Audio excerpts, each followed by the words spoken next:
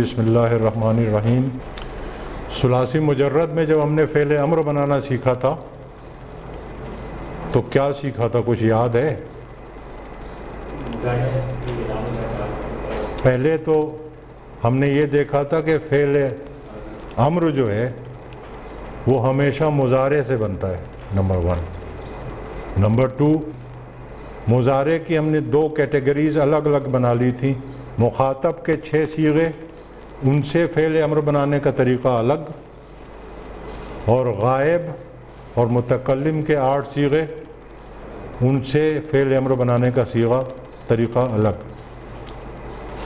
تو مخاطب سے جو ہم نے فعل امر بنانا سیکھا تھا 4 اسٹیپ فارمولا، وہ 4 اسٹیپس کیا تھے؟ وہ کتاب میں نہیں ہے سر، ادھر ہیں۔ وہ 4 اسٹیپس کیا ہیں؟ نمبر 1 علامت مضارع گرا دیں، نمبر 2 یہ تو نہیں کہا تھا، نمبر 2 پہلے صحیح کریں۔ اسٹیپ نمبر 2، اگر فا کلمہ ساکن ہو تب علامت وہ حمزۃ الوصل لگائیں۔ زور کس پہ ہے؟ اگر پہ۔ اگر فا کلمہ ساکن ہو تو حمزۃ الوصل لگائیں، یہ اسٹیپ نمبر 2 تھا۔ اور اسٹیپ نمبر 3 کیا تھا؟ کہ حمزۃ الوصل کی حرکت طے کریں کہ اس پہ ضمہ آئے گی کہ کسرہ آئے گی۔ پھر اسٹیپ نمبر 4 یہ تھا کہ لام کلمے کو مجزوم کریں۔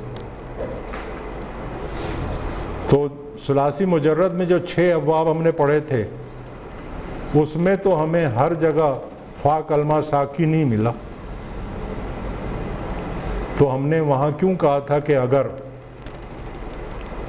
اس لیے کہ آگے چل کے فا کلمہ ہمیں متحرک ملنے والا تھا اور ہم وہ آگے آ گئے ہیں۔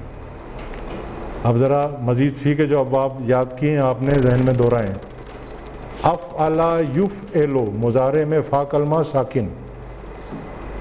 پھر فعلا یفعلو، اب یہاں مضارع میں فا کلمہ متحرک۔ علی القیاس آگے آپ چلیں گے تو آپ دیکھیں گے کہ یہ جو 8 ابواب پڑھے ہیں آپ نے مزید فی کے، اس میں کہیں آپ کو علامت مضارع گرنے کے بعد فا کلمہ ساکن ملے گا اور کہیں آپ کو متحرک ملے گا۔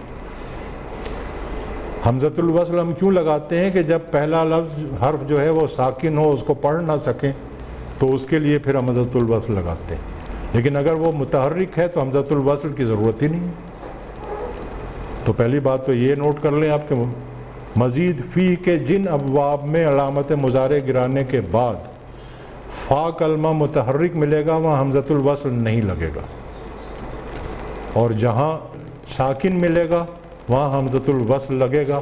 باقی وہ 4 step formula as it is یہاں اپلائی ہوگا۔ پہلا اسٹیپ کے میں بات کروں مخاطب کے 6 صیغوں کی، پہلا اسٹیپ کہ علامت مضارع گرائی جائے گی۔ دوسرا اسٹیپ کہ علامت مضارع گرانے کے بعد اگر فا کلمہ متحرک ہے تو حمزۃ الوصل لگانا ہی نہیں ہے، اور اگر ساکن ہے تو حمزۃ الوصل لگانا ہے۔ اور تھرڈ اسٹیپ جہاں حمزۃ الوصل لگے گا اس کی حرکت اسی اصول کے تحت طے ہوگی کہ عین کلمے پر اگر ضمہ ہے تو حمزۃ الوصل پہ ضمہ آئے گی ورنہ کسرہ۔ اور یہ دیکھ لیں کہ مزید فی کے کسی بھی باب میں عین کلمے پہ ضمہ آئی نہیں، اس لیے جہاں ساکن ملے گا وہاں حمزۃ الوصل لگے گا اور کسرہ لگے گی، اور جہاں متحرک ہے وہاں کچھ بھی نہیں ہے، وہاں سیدھا سیدھا لام کلمہ ہم نے مجزوم کرنا ہے، اور جہاں ساکن ہے وہاں حمزۃ الوصل لگانے کے بعد لام کلمہ ساکن کرنا ہے، دیٹس آل۔ لیکن اس اصول میں ایک ایکسیپشن ہے اور وہ ہے باب افعال۔ افعلا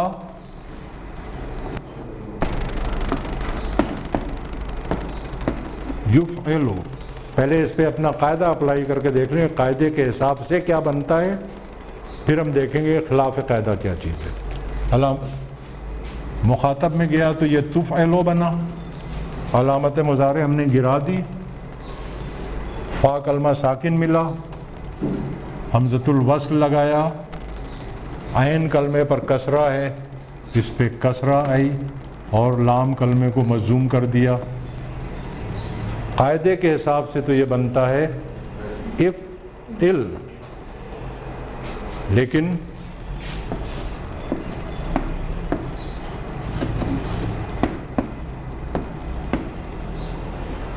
استعمال ہوتا ہے افعل. کیا چیز خلاف قاعدہ ہے اس میں؟ یہ الف نہیں ہے, یہ حمزہ ہے. الف اور حمزہ کا فرق ذرا پکی طرح ذہن میں رکھیں, اگلے سبق میں وہ بھی آ رہا ہے. الف اور حمزے کا فرق ذہن میں واضح ہونا چاہیے. اور حمزۃ الوصل پہ تو ہم نے دیکھا تھا کہ فتح آتی نہیں. حمزۃ الوصل پہ یا تو ضمہ آتی ہے یا کسرہ آتی ہے, اس لیے یہ حمزۃ الوصل اب نہیں رہا, یہ حمزۃ القطع ہو گیا.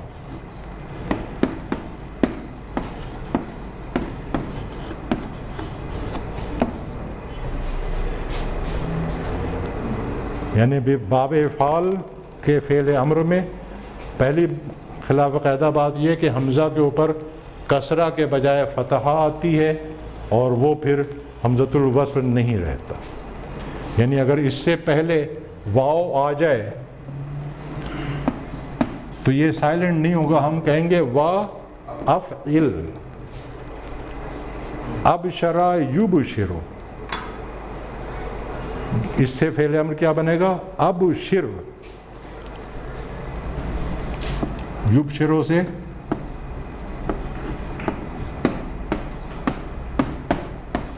تبشرو. علامت مضارع گرائی,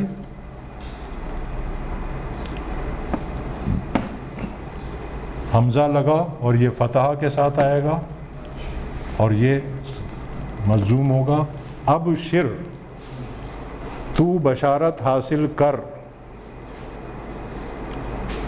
اور جب اس سے پہلے واو آئے گی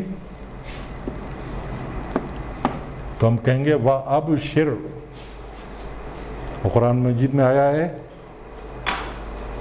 تتنزل علیہم الملائکۃ اللہ تخافوا ولا تحزنوا وابشروا.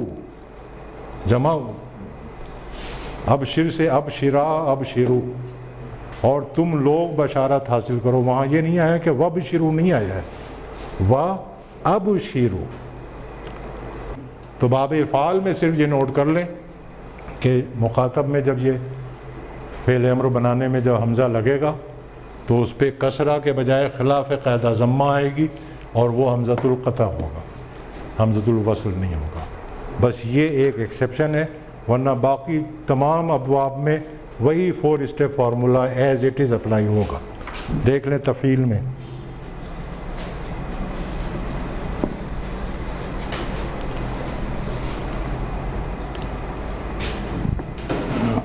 فعل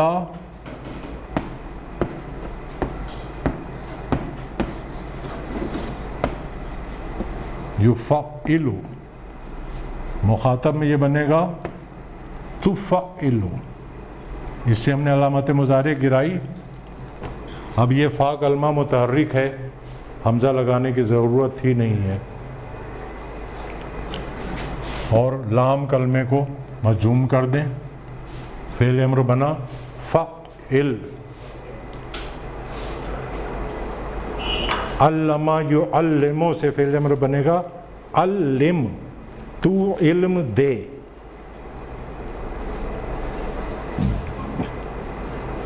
اور آگے کی جن ابواب میں وہ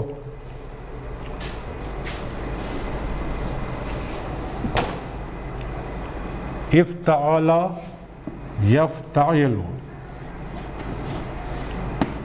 مخاطب میں تف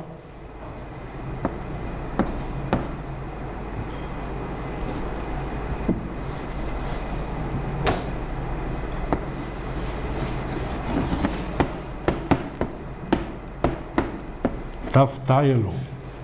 اب علامت مضارع ہم نے گرائی،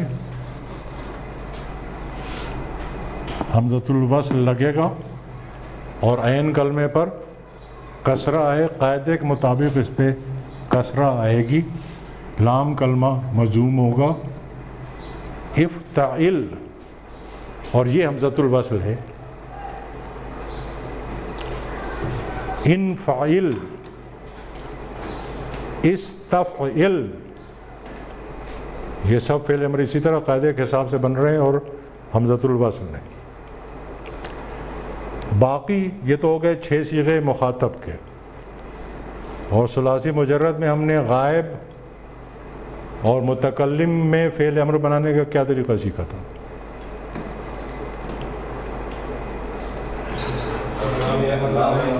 ٹیسٹ اب بہت نزدیک آ گیا ہے. نمبر 1، علامت مضارع نہیں گرے گی. یہ ہے بہت اہم چیز. علامت مضارع نہیں گرے گی اور اس پہ لام امر لگے گا اور لام کلمہ مجزوم ہوگا. تو مزید فی میں بھی ایگزیکٹ اسی طرح کیا نام ہے، غائب اور متکلم کے صیغوں میں چاہے کوئی بھی باب ہو مزید فی کا، یہی اصول اپلائی ہوگا کہ علامت مضارع نہیں گرے گی، لام امر لگے گا اور لام کلمہ مجزوم ہو جائے گا. افعلا یفعل،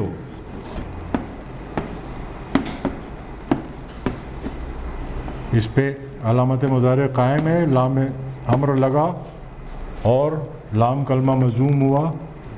لیفعل، فعلا یفعل،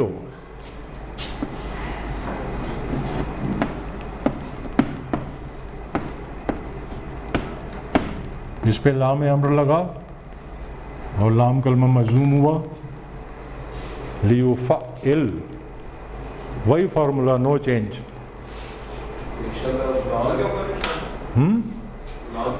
نہیں، لیفعل. اور فعل نہیں ہم نے ثلاثی مجرد میں کیا پڑھا تھا؟ فعل نہیں کا مطلب یاد ہے کہ بھول گئے؟ جس میں کام سے روکنے کا، منع کرنے کا مفہوم ہے. تو اس میں 14 کے 14 صیغوں میں علامت مضارع قائم تھی، کہیں سے بھی علامت مضارع نہیں گری تھی، اور لائے نہیں شروع میں لاتے تھے اور لام کلمہ مجزوم کر دیتے تھے. ایگزیکٹ وہی یہاں بھی اپلائی ہوگا. 14 کے 14 صیغوں میں علامت مضارع قائم رہے گی، شروع میں لائے نہیں لگے گا اور لام کلمہ مجزوم ہو جائے گا. بس اب اس کی ہم نے مشق کرنی ہے.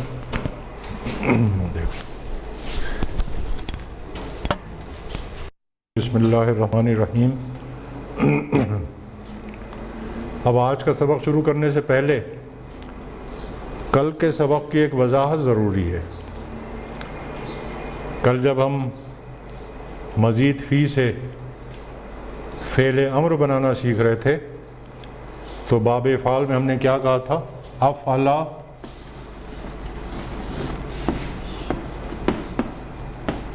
یفعل.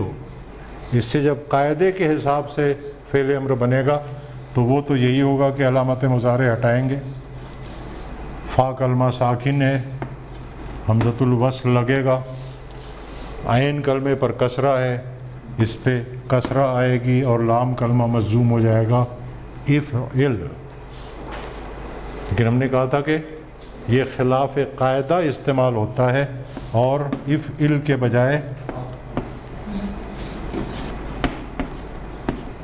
افعل استعمال ہوتا ہے. اور اب چونکہ اس پہ فتح آ گئی اس لیے یہ حمزۃ الوصل نہیں رہا، حمزۃ القطع ہو گیا. اس سلسلے میں جو ضروری بات میں کل بتانا بھول گیا تھا وہ یہ کہ یہ صورتحال فعل کے ساتھ مخصوص ہے. فعل میں، افعال میں جو حمزہ آئے گا، حمزۃ الوصل آئے گا تو یا تو اس پہ ضمہ ملے گی یا کسرہ ملے گی، فتحہ نہیں ملے گی. لیکن اسم میں سب سے پہلے آپ نے حمزۃ الوصل کہاں پڑھا تھا؟ لام تعریف میں. وہاں پہ کیا ہے؟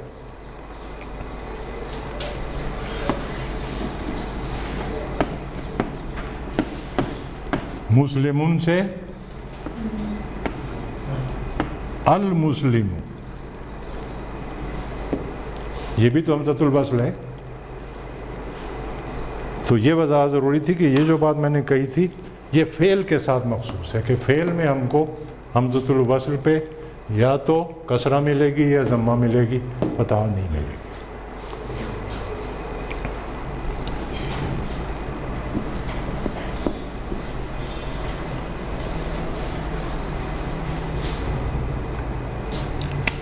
اچھا جی، اب مزید فی کا مجہول سمجھنا ہے ہم نے، اور اس میں وہ پہلی بات یاد کریں کہ پہلے دن ہم نے دیکھا تھا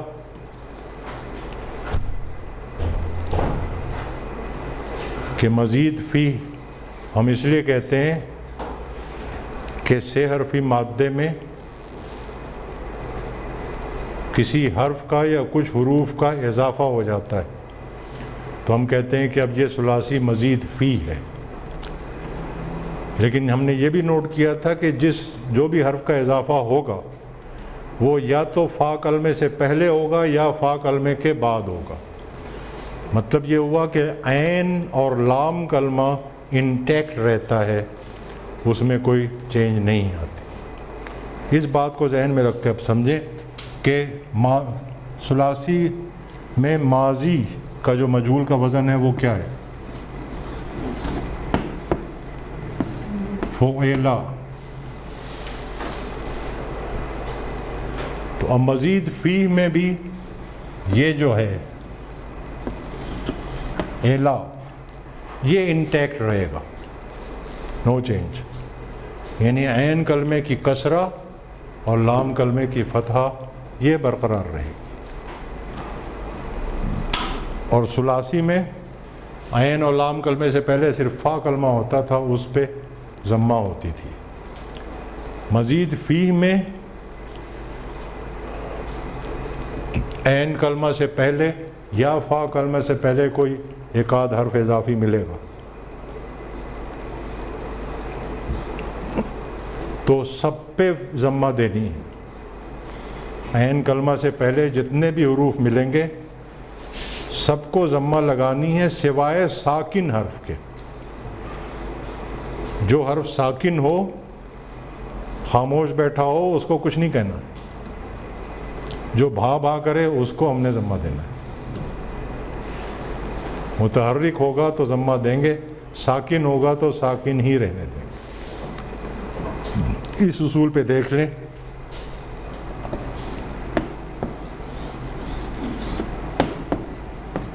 افعل، اب ایلا ہونا چاہیے، پہلے تو یہ فٹ کر لیں. اور اس سے پہلے ایک فا کلمہ ہے اور ایک حمزہ ہے. فا کلمہ چونکہ ساکن ہے، یہ ساکن ہی رہے گا، اس کو ہم ضمہ دے دیں گے. افعل، فعل، اس کو ہم دوسری طرح لکھ رہے ہیں. جب ہم تشدید کے ساتھ لکھتے ہیں تو اس کا مطلب یہی ہے نا، فعل. تو پہلے تو اس کا کریکشن کریں، یہ ہونا چاہیے ایلا، اور یہ ساکن ہے، یہ ساکن رہے گا، اس کو ہم ضمہ دے دیں گے فعل. تو یہ کیا ہو جائے گا؟ فعل. ٹھیک ہے جی. اب ذرا ایک اسٹیپ اور آگے چلیں.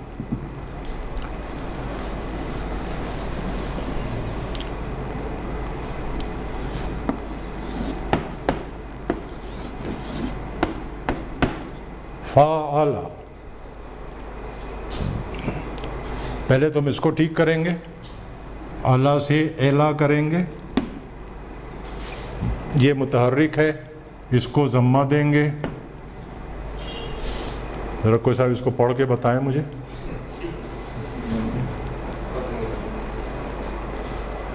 تو چونکہ یہ پڑھا نہیں جا سکتا تو یہ الف جو ہے یہ واو میں چینج ہو جاتا ہے.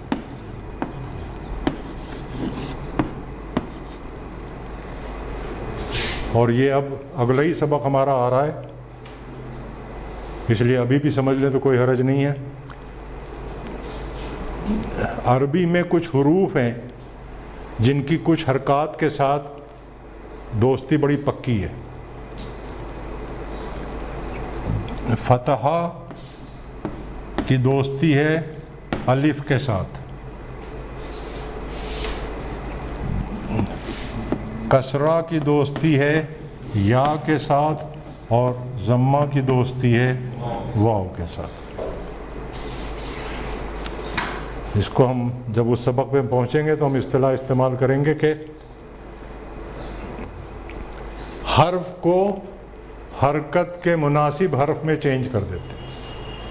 یعنی اگر فرض کریں کہ یا ہے اور ما قبل ضمہ لگی ہوئی ہے تو یا کو پھر ہم واو میں چینج کر دیں. واو ہے یا ہے اور ما قبل فتح لگی ہوئی ہے تو ہم اس کو الف میں چینج کر دیں گے حرف کے مناسب، حرکت کے مناسب حرف میں. تو وہی اصول یہاں پہ بھی ہے، چونکہ الف سے پہلے ضمہ لگی ہوئی ہے تو یہ الف جو ہے وہ واو میں چینج ہو جائے گا ضمہ کی رعایت سے. اسی طرح سے تفاعل میں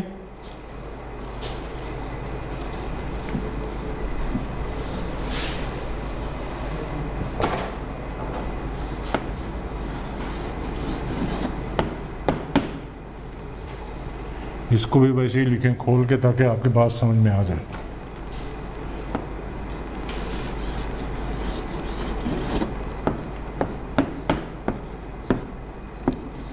تفعل، تو پہلے تو عین اور لام کو ہم ٹھیک کریں گے، الا کریں گے. یہ ساکن ہے، اس کو ساکن رہنے دیں گے. ان دونوں کو ہم ضمہ دے دیں گے. تفعل.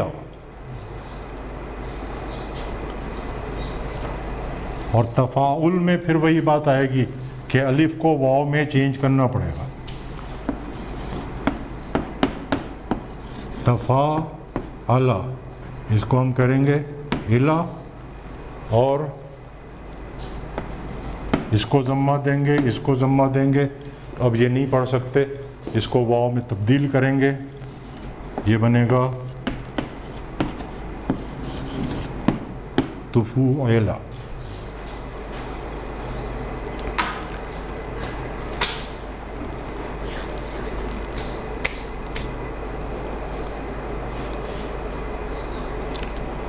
اسی طرح وہ کتاب میں دیے ہوئے ہیں، باقی سارے دیکھ لیجئے گا.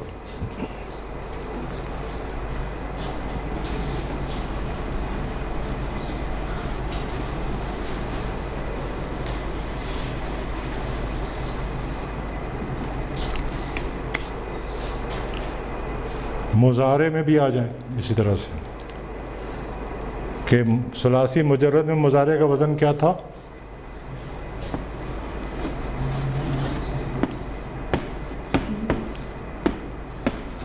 یفعل. تو یہ عین اور لام تو انٹیکٹ رہے گا، یعنی علو جو ہے یہ تو قائم رہے گا اپنی جگہ.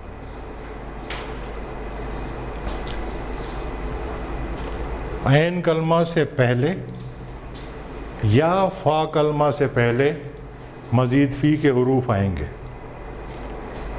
اور مزید فی کا حرف چاہے کہیں بھی آئے، چاہے فا کلمے کے بعد آئے یا فا کلمے سے پہلے آئے، اس سے پہلے علامت مضارع لگے گی. تو علامت مضارع کی ضمہ بھی قائم رہے گی.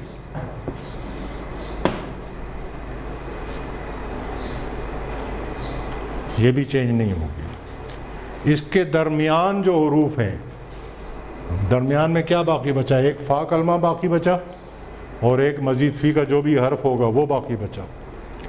ان سب کو فتحہ دینی ہے سوائے ساکن کے.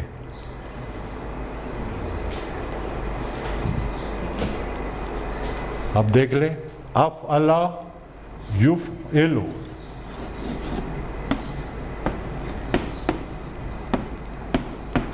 یہ ہے نا مضارع معروف۔ اب مجہول میں جاننے کے لیے پہلے تو ہم اس کو ٹھیک کریں گے، الو کریں گے۔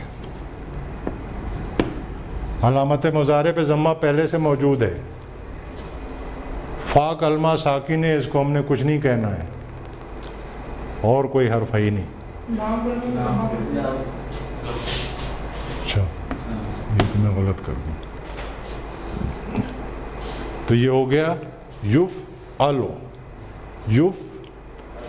یفعلو تھا اس میں معروف میں، اور مجہول میں صرف عین کلمے کی حرکت چینج ہوئی ہے، یفعلو۔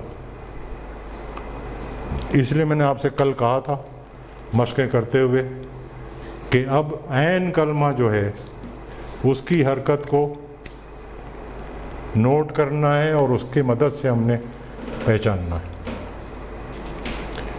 اسی طرح سے باب تفعیل میں فعل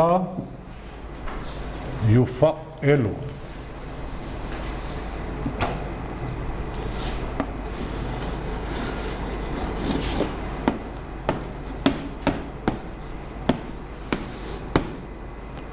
اب سب سے پہلے تو ہم نے اس کو ٹھیک کرنا ہے، اس کو الو کرنا ہے۔ علامت مضارع پر ضمہ موجود ہے، ساکن کو ہم کچھ نہیں کہہ سکتے، اور متحرک حرف جو ہے اس پہ فتح لگانی تھی، وہ فتح پہلے سے موجود ہے، یفعلو۔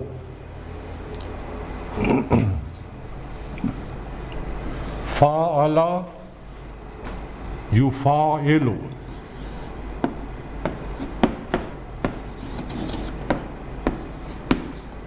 اس میں بھی پہلے ہم نے اس کو الو ٹھیک کرنا ہے۔ علامت مضارع پہ ضمہ موجود ہے، فتح لگانی تھی وہ موجود ہے، یفعلو۔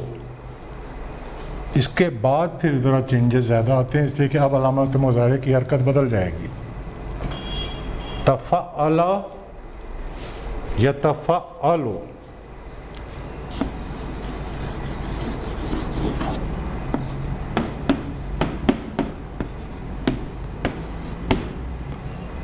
اب دیکھیں الو تو یہاں ٹھیک ہے،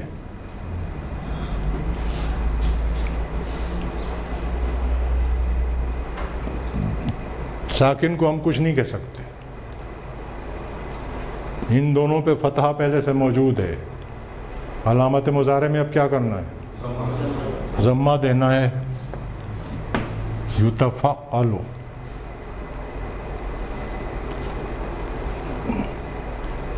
تفاعل یتفاعل سے صرف یتفاعل ہو جائے گا، یا علامت مضارع پہ ضمہ آ جائے گی اور معلوم ہو جائے گا کہ مجہول ہے۔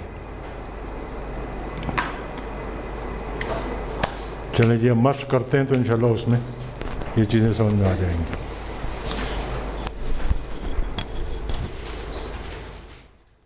بسم اللہ الرحمن الرحیم، ذرا اس پہ غور کریں۔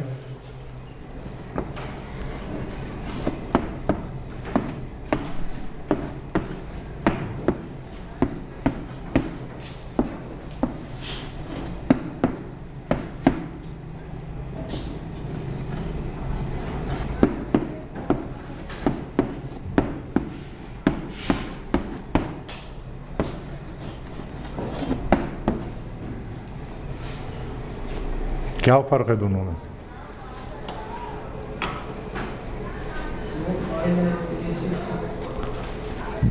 یہ اسم الفاعل ہیں اور یہ صفت ہیں، تو کیا اس میں نیکی کرنے اور محنت کرنے کا مفہوم نہیں ہے؟ نیک میں اور محنتی میں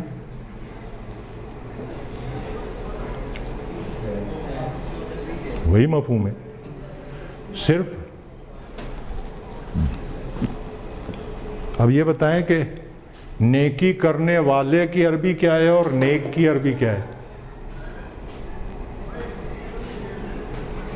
نیک کی عربی تو آپ لوگ پڑھ چکے ہیں،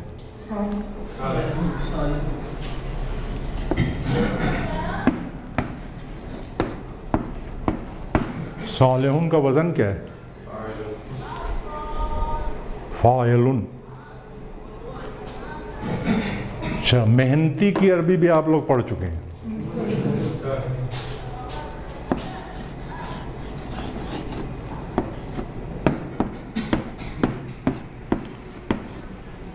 اور یہ کیا ہے؟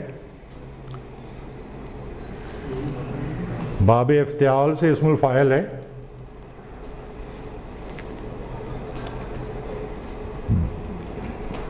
کیا سمجھ میں آیا؟ کہ اسم الفاعل بطور صفت کے استعمال ہوتا ہے، ہم کرتے آئے ہیں حصہ اول میں. صالحون بھی استعمال کرتے آئے ہیں، مجتہدون بھی استعمال کرتے آئے ہیں. اس کے اور بھی استعمالات ہیں.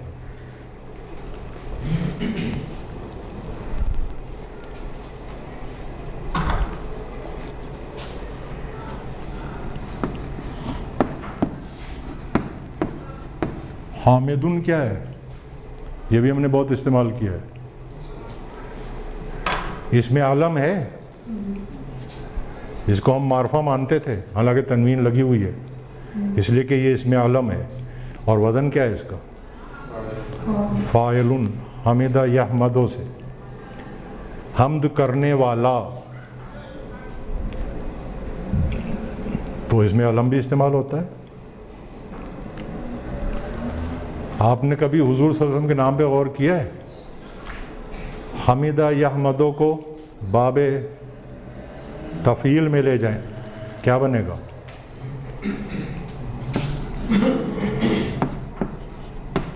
حمدہ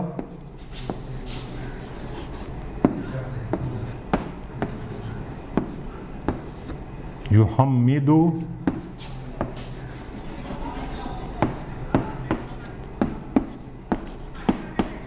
تحمیدن. اب کیا معنی ہو جائیں گے؟ حمدہ معنی حمد کرنا. میں نے آپ کو اسی لیے بتا دیا تھا کہ جو مزید فی کے ابواب کی ایک ایک خاصیت بتائی تھی وہ ڈومیننٹ خاصیتیں تھیں، بلکہ لیکن اس کے علاوہ اور بھی خاصیتیں. تو حمدہ پہلے ہی وہ ہے کیا؟ متعدی. باب تفعیل میں آیا تو اب اس میں دوسری خاصیت جو ہے باب تفعیل کی کہ کسی کام کو کثرت سے کرنے کا مفہوم، وہ معنی آ گئے. حمدہ یحمدو تحمیدن معنی کثرت سے حمد کرنا. اب یحمدو سے اسم المفعول بنائے، علامت مضارع گرے گی، میم ضمہ لگے گی، عین کلمے کو فتح دیں گے، لام کلمے کو تنوین دیں گے. کثرت سے حمد کیا ہوا اسم المفعول ہے، اس میں علم کے طور پر استعمال ہو رہا ہے. تو معلوم یہ ہو گیا کہ ذرا جگا دیں ان کو.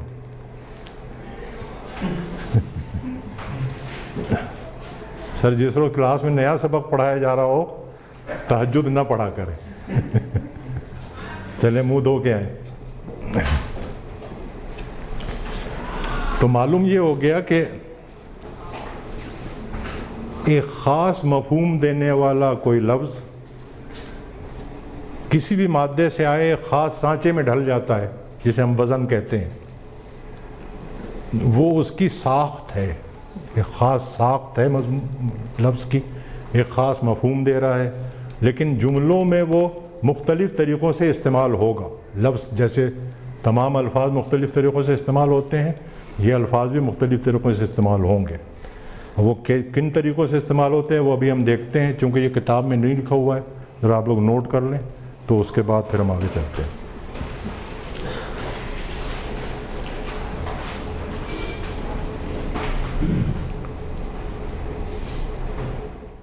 جی یہ کیا ہے؟ المعلم المجتہد، مرکب توصیفی ہے.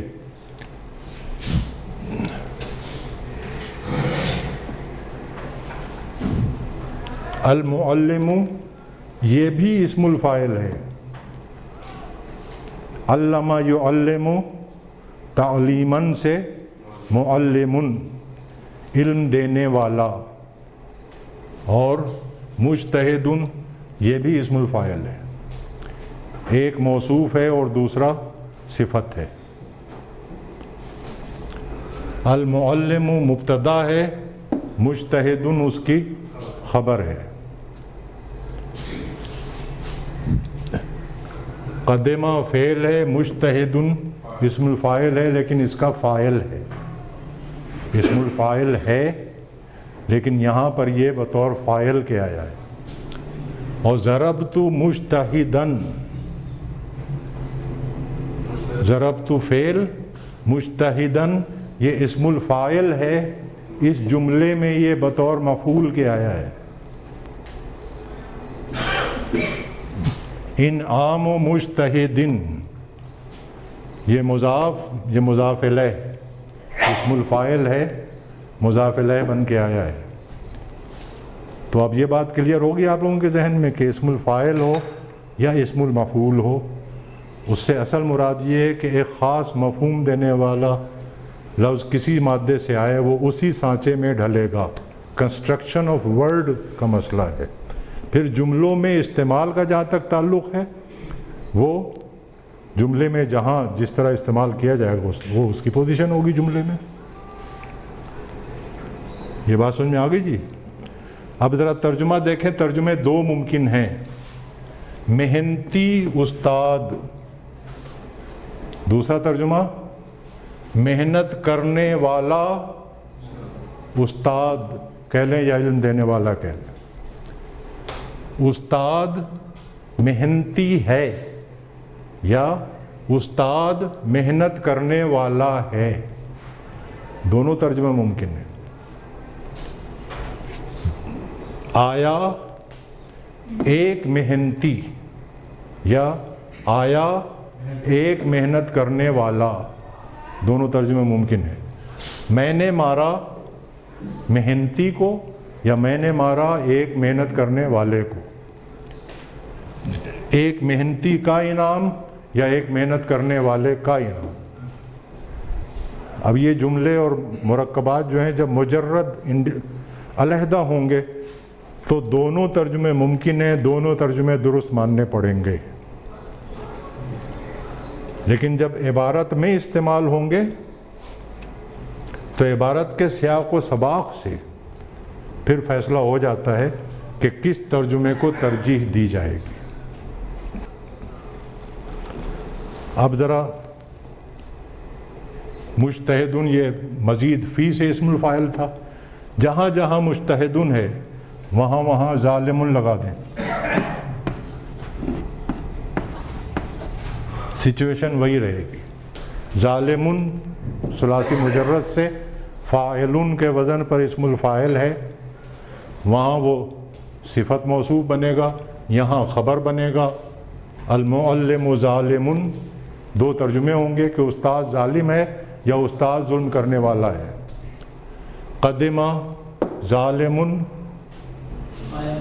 آیا ایک ظالم یا ایک ظلم کرنے والا۔ ضربت ظالمن، میں نے مارا ایک ظالم کو یا میں نے مارا ایک ظلم کرنے والے کو۔ انعام ظالمن، وہی پوزیشن۔ ان سب جگہوں پہ آپ ظالمن کے بجائے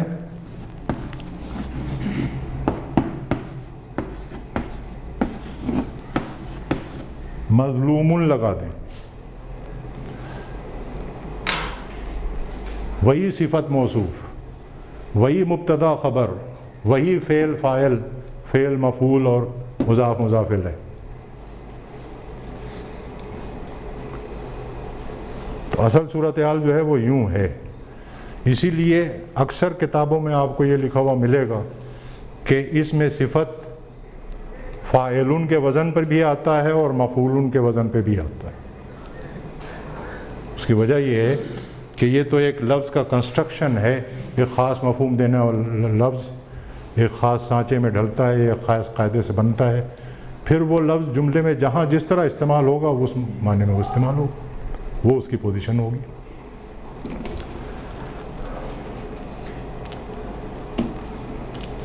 تو اس میں صفت کے دو وزن آپ کو پتہ لگ گئے، فاعلن بھی اس میں صفت کے طور پر بھی استعمال ہوگا، صرف اس میں صفت نہیں، اس میں صفت کے طور پر بھی استعمال ہوگا۔ مفعول، اسم المفعول، چاہے مزید فی سے ہو، ثلاثی مجرد سے ہو، وہ اس میں صفت کے طور پر بھی استعمال ہوگا۔ خبر بھی آئے گا، مبتدا بھی آئے گا، وہ سب بنے گا جملے میں جہاں جیسے آئے گا، لیکن اس میں صفت کے طور پر بھی استعمال ہوگا۔ ایک اور وزن ہے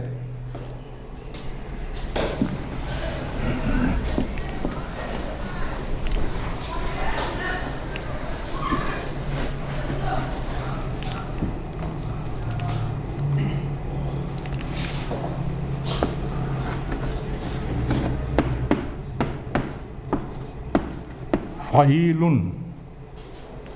جیسے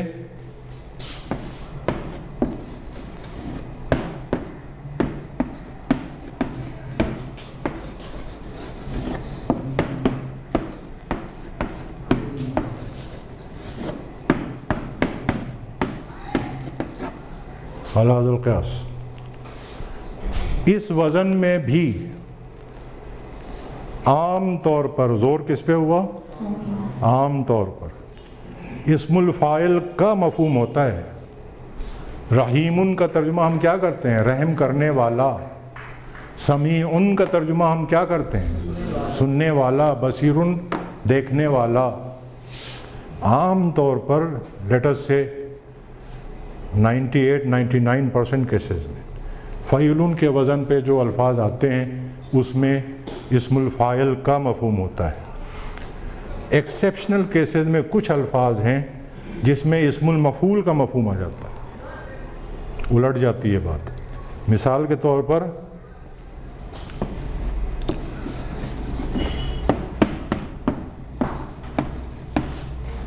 رجیم، اب اس کے معنی رجم کرنے والا نہیں ہے، رجم کیا ہوا۔ یہ ایکسیپشنز ہیں۔ رول یہ ہے کہ فعیل کے وزن میں جب کوئی لفظ مادہ ڈھلتا ہے اس میں بھی اسم الفاعل کا ہی مفہوم پیدا ہوتا ہے عام طور پر۔ اب سوال یہ پیدا ہوتا ہے کہ فاعل اور فعیل کے وزن میں فرق کیا ہے؟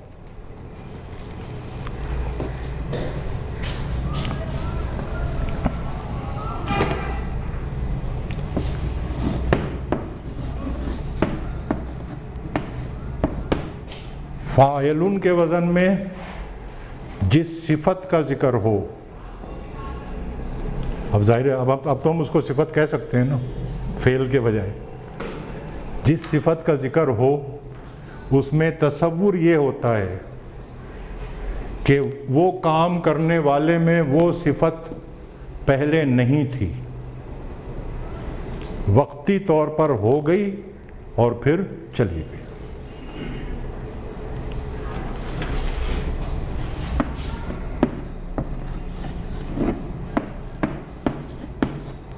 راحم،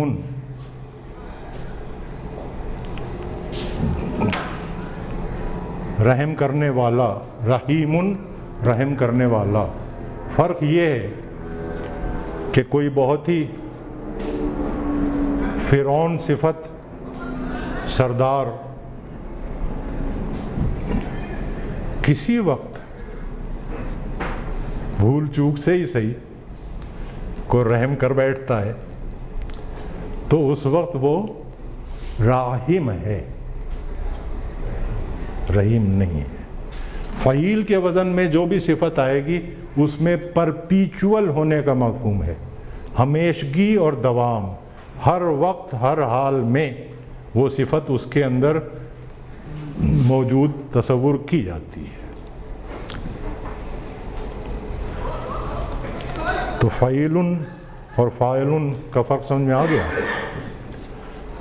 اس میں بھی عام طور پر لگا لیں، کہیں کہیں کوئی استثناء مل جائے گا کہ کہیں کہیں آپ کو فاعل کے وزن پر کوئی ایک آدھ ایسا لفظ مل جائے گا جس کی صفت میں دوام کا تصور موجود ہوگا، لیکن وہ ایکسیپشن کہیں گے ہم، رول نہیں کہیں گے۔ رول یہی ہے کہ فاعل میں کسی وزن میں جس صفت کا ذکر ہوگا اس میں دوام اور ہمیشگی پرپیچول ہونا، اور راہم فاعلون کے وزن میں جس صفت کا ذکر ہے اس کا انسیڈنٹل ہونا، وقتی ہونا۔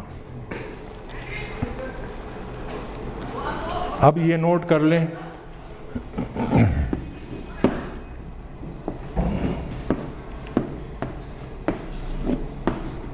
کہ فاعلون کے وزن پہ جو صفت آتی ہے زیادہ تر، پھر نوٹ کریں، زیادہ تر عام طور پر باب کروما سے آتی ہے۔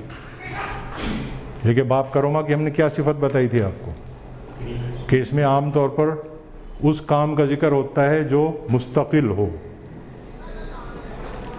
اور اسی لیے جب فاعلون کے وزن پر ہم آپ کو اسم الفاعل سکھا رہے تھے تو ہم نے آپ کو نوٹ کرا دیا تھا کہ باب کروما سے فاعلون کے وزن پر صفت نہیں آتی، اسم الفاعل نہیں بنتا۔ باب کروما سے فاعلون کے وزن پر بنتا ہے۔ اس کا یہ مطلب نہیں کہ کسی اور باب سے فاعلون کے وزن پر اسم الفاعل نہیں بنتا، لیکن بہت کم۔ اور باب کروما جو ہے وہ تو تقریباً پورا کا پورا with few exceptions، اس میں اسم صفت جو ہے وہ فاعلون کے وزن پر بنے گی۔ دوسرے ابواب سے فاعلون کے وزن پر صفت جو ہے وہ بہت ریئر ہے، بہت کم ہے، لیکن اگر دوسرے کسی باب سے فاعلون کے وزن پہ آتی ہے تو اس میں مفہوم وہی ہوگا، پرپیچول ہونے کا۔ یہ تو ہو گئی مستقل اور دائمی صفات، اور یہ ہو گئی وقتی حادثاتی انسیڈنٹل صفات۔ کچھ صفات ایسی ہیں جن کو ہم نہ تو عارضی کہہ سکتے ہیں، حادثاتی کہہ سکتے ہیں، اور نہ دائمی کہہ سکتے ہیں، یا یوں کہہ لیں کہ جو وقتی بھی ہیں اور دائمی بھی ہیں، اس لیے کہ وقتی طور پر آتی ہیں لیکن دوبارہ پھر پلٹ کے آ جاتی ہیں، جیسے بھوک، پیاس،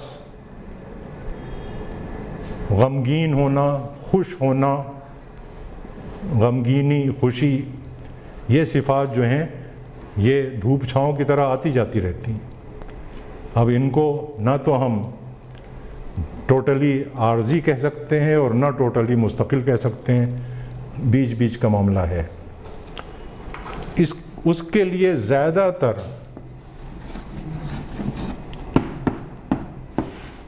فاعلون کا وزن استعمال ہوتا ہے، جیسے ہم پڑھ چکے ہیں فرحون، خوشی، خوش ہونا۔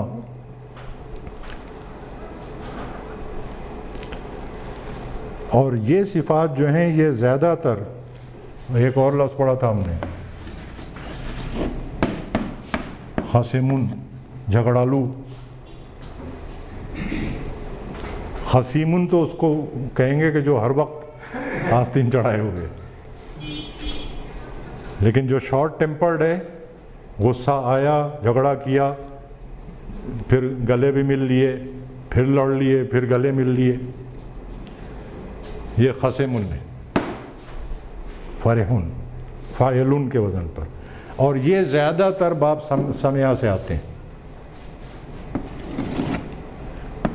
زور جو ہے وہ زیادہ تر پہ ہے،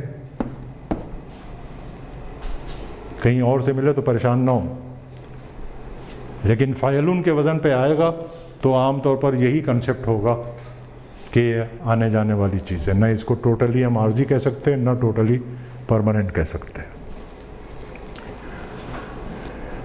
یہ تو وہ اوزان ہیں، فاعلن، مفعولن، یا مزید فی سے اسم الفاعل، اسم المفعول، فاعلن اور فاعلن،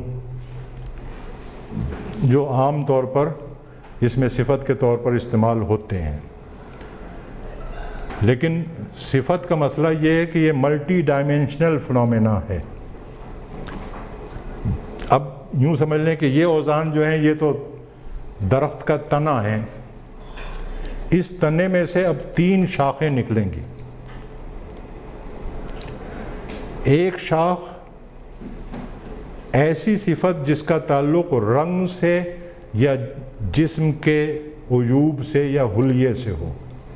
مثال کے طور پر ہم کہتے ہیں ہری کتاب لال قلم.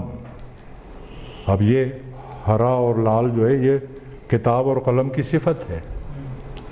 ہم کہتے ہیں اندھا آدمی، گونگا لڑکا، یہ جسمانی عیوب ہیں. تو یہ ایک شاخ بن جاتی ہے. اس کے لیے اس میں صفت جو ہے وہ الگ وزن پہ بنتا ہے. اس کو ہم کہتے ہیں الوان و عیوب.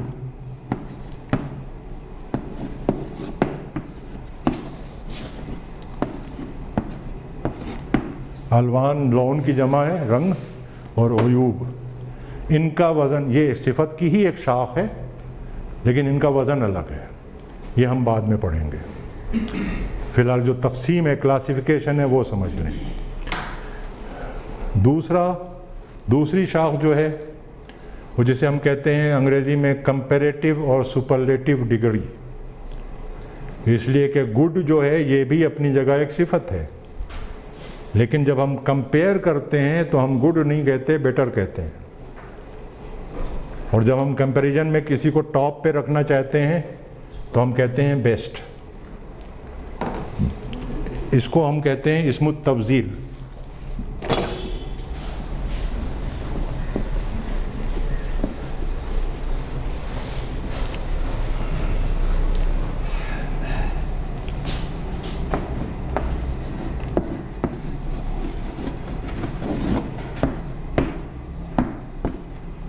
تفضیل دیکھیں یہ باب تفعیل ہے.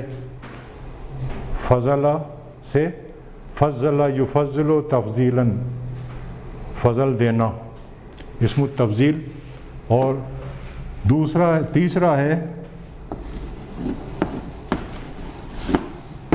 اسم المبالغہ، یعنی صفت کا ہی یہ شاخ ہے. جب صفت میں شدت پیدا ہو جاتی ہے، زیادتی ہو جاتی ہے، تو ہم یہ کہتے ہیں کہ یہ مبالغہ ہے. تفضیل میں اور مبالغے میں فرق کیا ہے؟ تفضیل جو ہے وہ ہمیشہ کسی کے کمپیریزن میں آئے گی. مبالغہ جو ہے وہ کمپیریزن سے بے نیاز ہے، بذات خود مکتفی ہے. ہم یہ کہہ سکتے ہیں کہ اس کلاس میں فلاں صاحب سے زیادہ ذہین ہیں، اور کسی ایک کے لیے ہم کہہ سکتے ہیں کہ اس کلاس میں سب سے زیادہ ذہین ہیں. لیکن اس کلاس میں سب سے زیادہ ذہین ہو سکتا ہے کہ وہ ذہانت کی شدت کو نہ پہنچا ہوا ہو. اس کی ذہانت تو ہم سب سے زیادہ ذہین اس حساب سے کہہ رہے ہیں کہ دوسروں سے کمپیریزن کے مقابلے میں. لیکن کمپیریزن کے بغیر اگر کسی میں ذہانت کی شدت دیکھیں گے تو ہم پھر مبالغے کا صیغہ استعمال کریں گے. تو یہ 3 شاخیں بنتی ہیں. الوان و عیوب، ان کا وزن الگ، یہ ہم نے پڑھنا ہے. اس کے بعد اسم التفضیل، کمپیریٹیو ڈگریز صفت کی، اس کا وزن الگ، وہ ہم نے پڑھنا ہے.